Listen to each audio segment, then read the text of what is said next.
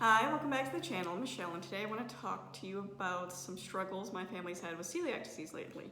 If you're new here, I have a 5-year-old daughter who has celiac disease. She was diagnosed when she was 3, so we are a gluten-free family of 5, and I like to share some of our journey, gluten-free living, also some of the struggles we have encountered through this journey, because I think one of the best ways for people to understand celiac disease better is to hear other people's stories. So the most recent struggle we had started a couple weeks ago. So a couple weeks ago, my daughter woke up, my 5-year-old woke up, and shortly after waking up, she threw up. Now, as a parent with someone that has celiac disease, my first instinct is to automatically go through everything she ate the previous day. In my head, I start thinking about everything she ate for breakfast, lunch, dinner, snacks. I even start thinking about, the spices I used to cook things. Was there a possible cross-contamination issue? Was there a possible hidden gluten issue? And one of the reasons we are gluten-free, our entire family is gluten-free, is because cross-contamination is so easy to happen, especially in kitchen environments, that it's easier for us, for everybody to be gluten. So I know the food products we bring, the utensils we use, everything is gluten-free. But that doesn't mean things don't happen in manufacturing plants, that there can't be accidental exposures. So I went through this list, and I couldn't think of anything that could have caused her to be glutened or come in contact with gluten. So I thought, okay, maybe it's not that. And I go to the second thing. Maybe she's sick, check the temperature, ask her anything else bothering her. Nothing else is bothering her. So she goes about the day pretty normal. So I think, okay, maybe it was just she didn't eat very much for dinner the night before, and she woke up and chugged a bunch of water, and maybe that upset her stomach. So I don't think it was a gluten exposure at that point, but then the next day she wakes up, same thing happens, she pukes. And this to me tells me that it was most likely some type of gluten exposure. Usually my daughter's first symptoms of being glutened are usually behavioral. She gets very whiny and upset and emotional.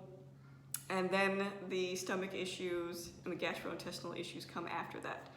So we came to the conclusion that somehow we're not sure that she got glutened. So it takes a couple days for her to recover from this. She goes through the gastrointestinal symptoms as she does with her celiac disease. She also has the emotional aspect of it as well. And then about a week after this alleged gluten incident, she tells me her side hurts. So I look at her side, and it's right here, like between your armpit and your hip, so right in the middle there. I look, and there's a small, almost like pimple size bump there. And I think, if you're unaware, my daughter has dealt with abscesses in the past. She dealt with it at 2, she dealt with it at 3, so she's had 2 abscesses, probably like golf ball size abscesses in her life, which have required antibiotics, and the one she had at 3 actually required surgical draining. So I look at it and I think, oh no, is this another abscess? I'm like, it's really tiny. It could be just from rubbing on something. It could be just from sweating. So I don't necessarily think it's the abscess yet, because I've seen those in the past. So I'm like, okay, I tell my daughter, I'm like, okay, if it starts to get bigger, if it hurts you, let me know. So she doesn't say anything to me. And then 3 days later is her bath night. So we go to give her bath, and lo and behold, that little pimple has now turned into about the size of a quarter. And it's hard. So I'm like, she has an abscess, and it's most likely infected because it's hard. And so the next day I call the pediatrician, we get her in right away. The pediatrician is aware of her previous issues with this. Now, we often thought her issues with abscesses in the past were linked to her celiac disease and just her body's not being able to fight off certain things very well. So she's more prone to get these things. So she goes to the doctor, and of course the doctor says, yeah, it's an abscess and it's infected, and it just got infected really, really quickly. And it could be anything from she got a scratch, or she got a rash, or she went down one of the playground equipment and just rubbed it a certain way that bacteria was able to get in it and her body wasn't able to fight it off. So she had an abscess the size of a quarter, and it was most likely a staph infection. So she was put on oral antibiotics and then a topical antibiotic as well, which is something we're familiar with too. So of course I asked the doctor, I'm like, is this related to her celiac disease? Because this is the first time we've had this issue since her diagnosis. And she said that autoimmune conditions, it could be related to that. For example, my husband's a diabetic and he does get abscesses from time to time, but usually they don't require antibiotics. They will blow up and, heal themselves.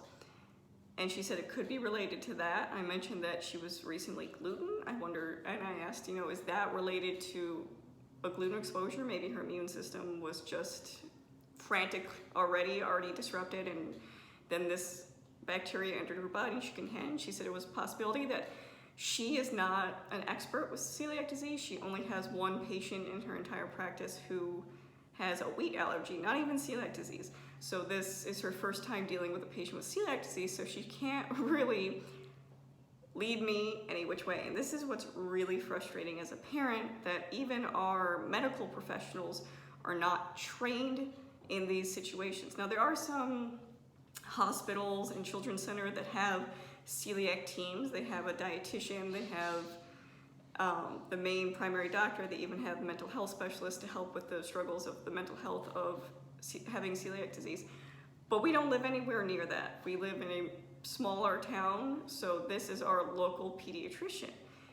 And I asked her, is there anything I can do preventative-wise to help so she doesn't get to the point where it's infected? And she, of course, tells me that, of course, when I see that bump, to warm compresses, hot or warm baths to try to get it to naturally drain itself before it builds up and gets infected. And I said, okay.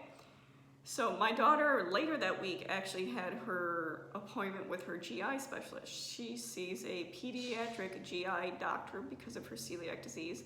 This doctor is about 2 hours away from our house, and because her celiac disease has been managed so well for the past 2, almost 3 years, she sees the doctor twice a year. So she had this appointment already set up, so I thought, okay, well, we have this appointment, maybe I'll ask the doctor who's specially trained in celiac disease to kind of help me to understand if this is related to her celiac disease, if perhaps she has other autoimmune conditions we're not aware of, because if you don't know, if you have one autoimmune condition, you're more at a higher risk to have others. So I thought, okay, I'll ask him these questions. So she has her normal checkup, and I asked the questions. She was gluten. A week later, she had this bump. This bump turned into an infection very quickly. Is that something related to her celiac disease? And he said, just like the pediatrician, it could be that there's no definite. Autoimmune conditions do tend to have issues like that. And I asked, should I have her further tested for other autoimmune conditions besides just celiac disease, since this seems to be a reoccurring problem? And he said, this is something you'll have to take up with your primary pediatrician. And it's so frustrating because the pediatrician tells me to talk to the specialist. I talk to the specialist and they tell me that the pediatrician has to run the tests, and that the GI doctor specializes in celiac disease, but his main thing is the gastrointestinal aspect of it and monitoring her weight and all these different things, not necessarily other conditions related to it. So it is just really frustrating as a parent when you're trying to seek answers for what's going on with your child, and you're seeing the people you're supposed to be seeing, but they don't have the answers, and they just kind of pinpoint you back to the other person. And then at her doctor's appointment, another struggle we encountered her GI appointment was she hadn't gained any weight since her previous 6-month appointment. Now, she had grown 3 inches, but she has not gained any weight, which the doctor was concerned with that, but not to a point where he thinks she needed further testing or a restrictive diet. Like, she's already on a gluten-free diet, but nothing that was concerning. If it happens again where her weight does not go up, then he says, yes, we'll look more into it. But it was just kind of disheartening as a parent, knowing you are literally doing everything you can. You can't necessarily get the answers you need to, The doctors don't know where to point you, and then you learn your child isn't gaining the appropriate amount of weight they're supposed to. And now there is something to say that children all grow differently, but we're talking about my children tend to be on the lower end of the growth chart to begin with and throughout their lives, but she's under that. So this isn't she's just not growing properly, she's not even in the same bracket as her peers. So we have to watch her growth and weight very carefully, because one of the things celiac disease can do is if you obviously aren't absorbing the nutrients that your body needs, you don't grow properly, and that can be an underlining thing that we need to look at closer. So we have to do more blood work and different things like that. So he wasn't concerned at this point. If it happens again, we will have to go down the road of what's going on.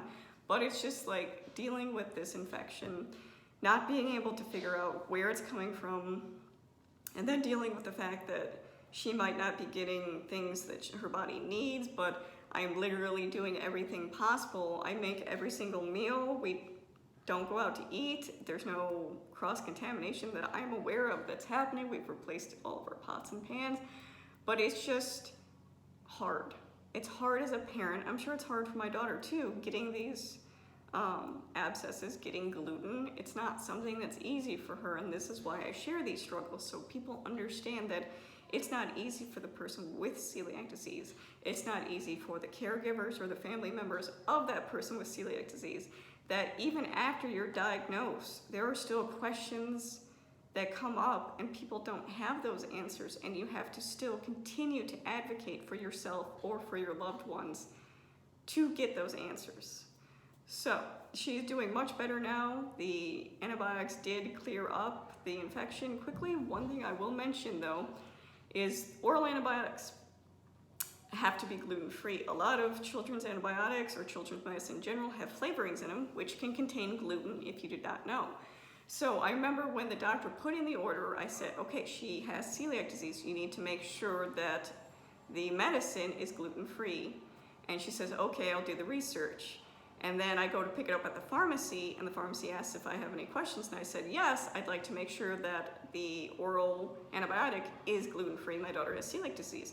Pharmacist was really nice about it, so she's looking at the information, she checks it on her computer, and of course, it's not there. It doesn't say if it's gluten-free or not. So what does the pharmacist have to do but call the manufacturer? And she was a very sweet lady about it, but the problem is I'm sitting there waiting with my 3 kids. We waited for about 20 minutes, and I do not blame the pharmacist at all. I really appreciate her taking the extra effort to actually call the manufacturer so I don't have to.